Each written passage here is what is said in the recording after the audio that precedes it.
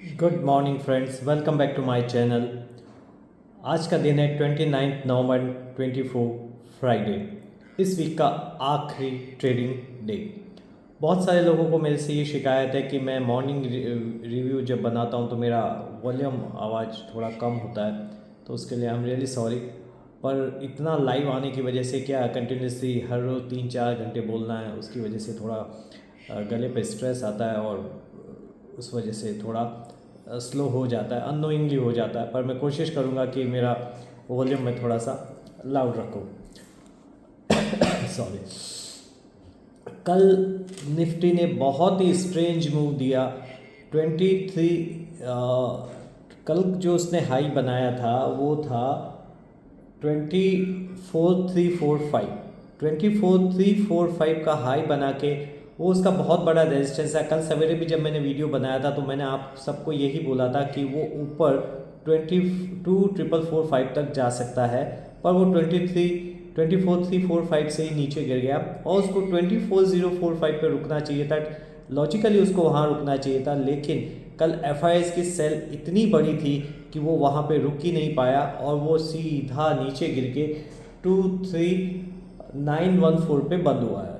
तो 23,914 पे बंद, वो एक परफेक्ट जगह नहीं है, उसके बंद होने की वो ठीक जगह तो नहीं है। या तो उसको 24,045 के आसपास बंद होना चाहिए था या 23,845 के आसपास बंद होना चाहिए था। ये बीच में जो बंद हुआ वो मेरे को कन्विंसिंग नहीं लगता है।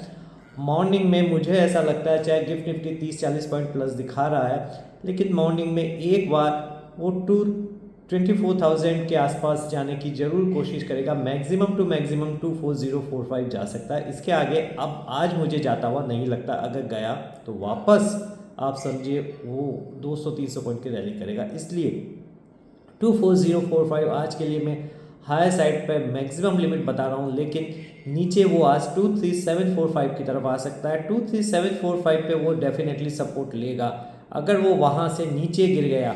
अब मैं आपको वो फिगर्स बताना चाहता हूँ कि जहाँ पे निफ्टी रुकता है और जहाँ पे निफ्टी गिर जाता है। तो 23,745 को उसको नीचे रेस्पेक्ट करना है। अगर वो रेस्पेक्ट नहीं करता तो अगला लेवल 23,500 है, 23,500 है। और ऊपर की तरफ अगर वो 24,045 को ब्रीच करता है तो वापस 24,345। ठीक है, ये आप याद रखिएगा, आप लिख लीजिए नोटबुक में और अकॉर्डिंगली ट्रेड कीजिएगा। लाइव के वक्त मैं भी बहुत बार इन्फ्लुएंस हो जाता हूँ और बहुत सारी चीज़ें कभी कभी गलत हो जाती है, लेकिन ये मॉर्निंग का वीडियो क्या है, मैं नॉन बायस हूँ बिल्कुल इस वक्त और किसी चीज़ से मैं इन्फ्लुएंस नहीं हूँ, इसलिए मैं बहुत ही क्लियर व्यू मेरा आपको देता हूँ, तो इसके अंदर रहिए। लेकिन मैंने आपको कल के वीडियो में भी यही बोला था कि भले ना मुझे आज मॉर्निंग में मार्केट पॉजिटिव दिखाई दे रहा है, मार्केट जा भी सकता है एक बार 24,445 की तरफ, वो गया भी था 24,345 की तरफ गया था, 100 पॉइंट नहीं गया था ऊपर मैक्सिमम। और वहाँ से मैंने बोला कि मुझे मार्केट में मंदी ही लगती है।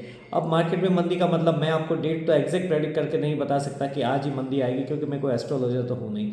ठीक है, मैं मार्केट को रीड करने की कोशिश करता हूँ, तो उसमें मैं डेट आपको एग्जैक्ट नहीं बता सकता, लेकिन ये मैंने आपको कल डेफिनेटली बोला था कि मुझे मार्केट में कहीं से तेज़ी नहीं दिखाई देती है। और आप ये मान के चलिए, मेरा ये बहुत ही कॉन्ट्रेरी व्यू है। आप जितने भी टीवी चैनल्स में एक्सपर्ट्स को देखेंगे, अनुज सिंघल, अनिल सिंघवी जैसे लोगों को आप देखेंगे, तो आप सबको ये पता चल जाएगा कि उनका सबका ये था कि पॉजिटिव व्यू है, लेकिन मेरा कहीं से भी कभी भी पॉजिटिव व्यू नहीं था। और मैंने हमेशा ये बोला कि मुझे मार्केट में मंदी दिखाई देती है। मैंने हमेशा बहुत सारे लाइव सेशंस में भी ये बोला कि मार्केट नीचे जरूर आएगा। जहाँ से मार्केट महाराष्ट्र इलेक्शन के पहले चला है वहाँ पे वो बहुत आसानी से आ जाएगा। दुनिया की कोई ताकत उसको 23,245 से आने से नहीं रोक सकती है। एफ की सेल कितनी आती है, डी की बाइंग कितनी आती है, that is irrelevant. Market has to come down to 23,245। इसलिए अगर आप में हिम्मत है, निफ्टी को शॉर्ट करके बैठिए, आप बड़ा पैसा बनाएंगे।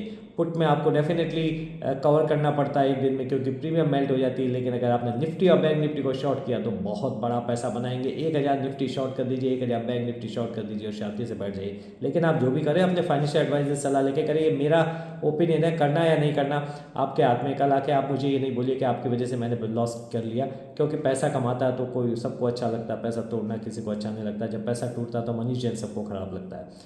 ठीक है, और जियो पॉलिटिकल सिचुएशन बहुत ख़राब है। अभी कुछ दिनों पहले ये न्यूज़ आई थी कि इसराइल और हिजबुल्ला के बीच में युद्ध विराम हो गया, ठीक है, जो भी इसको इंग्लिश में क्या बोलते हैं मुझे नहीं पता, उनके बीच में सीज़ फायर हो गया, ठीक है।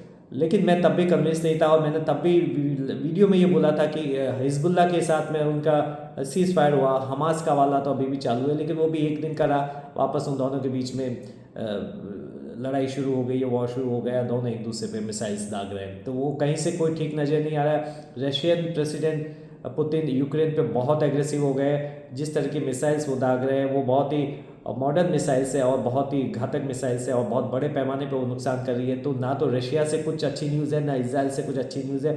जियो पॉलिटिकल सिचुएशन पे कहीं से कोई अच्छी न्यूज़ नहीं है। जब जियो पॉलिटिकल सिचुएशन अच्छी नहीं है तो प्रॉब्लम्स तो हमारे यहाँ सबसे बड़ी होने वाली है। इसके अलावा अमेरिकन प्रेसिडेंट 20 नवंबर को स्वेरिंग इन सेरेमनी है और FIS का पैसा इसलिए बाहर जा रहा है क्योंकि अब US मार्केट सबसे ल्यूक्रेटिव है।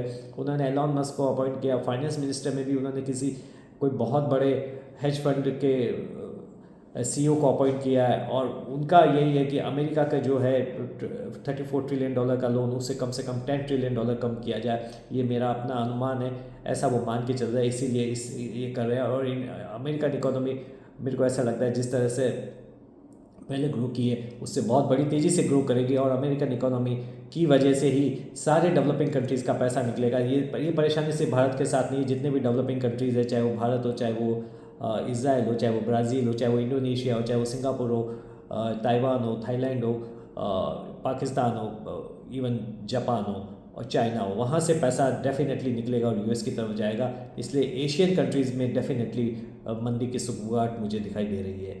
आज बहुत सारे स्टॉक 45 स्टॉक्स F&O की नई सीरीज़ में NSE में ऐड हुए हैं, जिसमें जोमेटो है, BSE है, पेटीएम है, डीमार्ट है, जियो फाइनेंशियल्स है, ऐसे काफ़ी सारे स्टॉक्स हैं। आपको गूगल पे मिल जाएगा, आप गूगल कीजिए मिल जाएगा। तो इन स्टॉक्स में नज़र रखिए और इन स्टॉक पर ट्रेड करने की कोशिश करेंगे। आज लाइव कर दे जो भी है। मेरा अगला टारगेट निफ्टी का 23250 है। निफ्टी को बेचिए, बहुत बड़ा पैसा बनाइए। कहीं से कोई तेज़ी नहीं है, आपको सब लोग बेवकूफ़ बनाने का काम करते हैं। निफ्टी के अंदर मंदी है और बहुत बड़ी मंदी है। We are actually entering into the bear market. आज आपको मेरी बात बुरी लगेगी, लेकिन आने वाले 3 साल बाद मेरा ये वीडियो देखिएगा, आपको याद आएगा कि मैंने एक दिन बोला था कि we are actually entering into the bear market. This is the beginning of bear market, believe me. Make money in short, don't make money by plus adding और बाइंग। लेकिन जो भी इन्वेस्टमेंट करें अपने फाइनेंशियल एडवाइजर से सलाह लेके करें। भगवान शिव की प्रार्थना कीजिए, साधना कीजिए, उनको याद कीजिए, हमेशा आपको सुरक्षित रखेंगे। भरोसा कीजिए। Have a very nice day. Thank you. Take care. Bye.